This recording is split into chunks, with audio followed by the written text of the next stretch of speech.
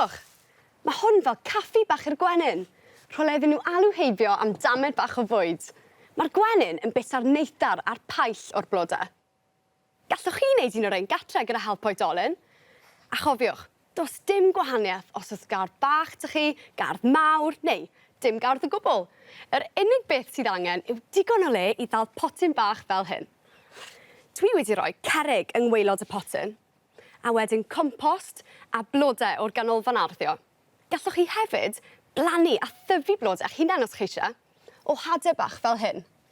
Mae'n bwysig dewis blodau mae gwenyn yn ei hoffi. Maen nhw'n gweld y lliw glas a porffor fel fi, ore. Felly, mae'r lafant yma yn berffaith iddyn nhw. A mae fe'n arogli neis hefyd. A llygad y dydd yw rhain, y blodau bach gwyn a melyn. Mae gwenyn yn hoffi rhain, yn enwedig y darn bach melyn yn y canol, sy'n ei denu a'i harwain nhw at y paill a'r neithdar. Eiddew i'r planhigyn yma. Mae fe'n aros yn wyrdd trwy'r flwyddyn ac yn amblodeuo yn yr Hydref. Iawn te. Dwi am roi bach o gompost mewn i'r potyn. Fan hyn. A bach o ddŵr i'r blodau.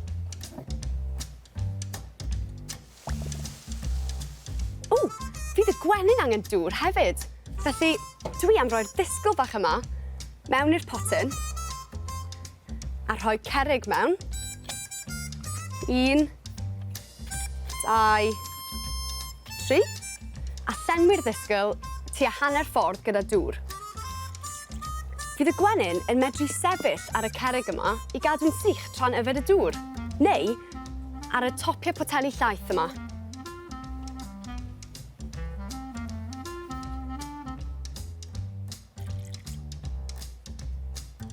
Pan nad oes blodau ar y planhigion, allan ni roi bach o ddŵr a siwgr yn rhain.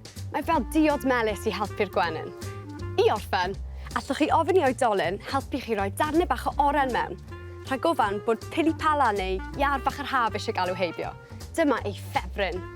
A dyna ni! Lle bach diogel i'r gwenyn alw heibio am bach o fwyd a diod, a ambell pilipala hefyd os ych chi'n lwcus.